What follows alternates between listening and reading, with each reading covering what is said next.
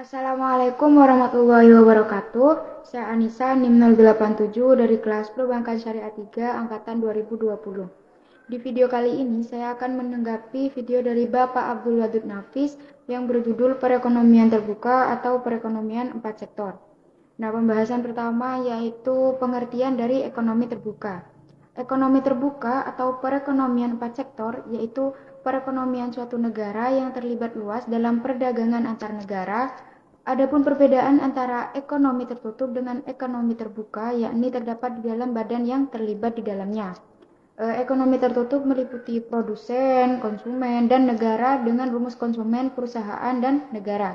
Sedangkan di dalam ekonomi terbuka ditambah luar negeri sebagai badan yang terlibat di dalamnya. Adapun sirkulasi pendapatan perekonomian 4 sektor ini yaitu ada 4. Yang pertama perusahaan, yang kedua pemerintah, yang ketiga rumah tangga, dan yang keempat internasional atau luar negeri. Pembahasan selanjutnya yaitu konsekuensi dari perekonomian terbuka. Nah, dari segi ekonomi makro, ekonomi terbuka berarti terdapat pasar keempat dalam proses perekonomian, yaitu pasar luar negeri. Adanya pasar luar negeri memiliki konsekuensi yang lebih lanjut terhadap pasar-pasar lainnya, khususnya konsekuensi penting yang menyangkut penyesuaian pengertian 3 konsep, yaitu 1. Permintaan agregat di pasar barang, yang kedua jumlah uang yang beredar dari pasar barang, dan yang ketiga yaitu harga barang atau jasa. Pembahasan selanjutnya yaitu perekonomian terbuka impor. Jadi apa sih perekonomian terbuka impor itu? Perekonomian terbuka impor itu pembelian dan pemasukan barang dari luar negeri untuk keperluan atau dipasarkan di dalam negeri. Adapun manfaatnya yaitu 1. Memperoleh barang dan jasa yang tidak bisa dihasilkan setiap negara. Yang kedua yaitu memperoleh tenaga kerja modern, dan yang ketiga yaitu memperoleh bahan baku. Pembahasan selanjutnya yaitu perekonomian terbuka ekspor. Jadi apa sih itu perekonomian terbuka ekspor? Nah, perekonomian terbuka ekspor itu yaitu barang dan jasa yang diproduksi di dalam negara dan dijual di luar negeri jika suatu negara membuka perdagangan internasional dan menjadi pengekspor suatu barang, maka produsen domestik barang tersebut akan diuntungkan dan konsumen domestik barang tersebut akan dirugikan. Adapun manfaat dari perekonomian terbuka ekspor ini menurut Sukirno yaitu yang pertama memperluas pasar, dan yang kedua yaitu menambah devisa, dan yang ketiga yaitu memperluas lapangan kerja. Pembahasan selanjutnya yaitu faktor penentu ekspor dan impor, yaitu ada 4. Yang pertama permintaan barang, yang kedua mutu atau kualitas dari suatu bahan, dan yang ketiga yaitu barang spesial, dan yang keempat yaitu teknologi. Pembahasan selanjutnya yaitu faktor-faktor yang mendorong dilakukannya impor.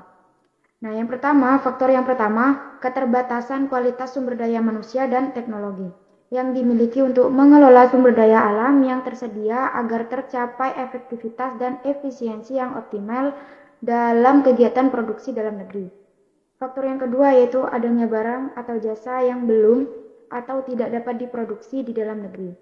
Faktor yang ketiga yaitu adanya jumlah atau kuantitas barang di dalam negeri yang belum mencukupi. Yang selanjutnya yaitu Mankiw mengungkapkan beberapa faktor yang mempengaruhi impor, begitu pula dengan ekspor. Yang pertama yaitu selera konsumen terhadap barang-barang produksi dalam negeri dan luar negeri. Yang kedua yaitu harga barang-barang di dalam negeri. Yang ketiga yaitu besarnya nilai tukar yang menentukan jumlah mata uang domestik yang dibutuhkan. Yang keempat yaitu ongkos angkut barang antar negara. Dan yang kelima yaitu kebijakan pemerintah mengenai perdagangan internasional. Pembahasan yang selanjutnya yaitu keseimbangan perekonomian terbuka. Dalam perekonomian terbuka, barang dan jasa yang diperjualbelikan di dalam negeri terdiri dari 2 golongan. Yang pertama yaitu diproduksi di dalam negeri dan meliputi pendapatan nasional atau Y. Dan yang kedua yang diimpor dari luar negeri atau M. Dengan demikian penawaran agregat atau AS terdiri dari pendapatan nasional dan impor dalam formula AS sama dengan Y plus M. Dalam pendekatan suntikan bocoran, keseimbangan pendapatan nasional dicapai dalam keadaan I plus G plus X sama dengan S plus T plus M. Dengan keterangan I adalah instansi, G adalah government atau negara, yang X adalah ekspor, dan yang S yaitu saving atau tabungan, dan yang T yaitu pajak, dan yang M adalah impor. Sekian video tanggapan dari saya, kurang lebihnya mohon maaf. Wabillahi taufiq wal hidayah. Wassalamualaikum warahmatullahi wabarakatuh.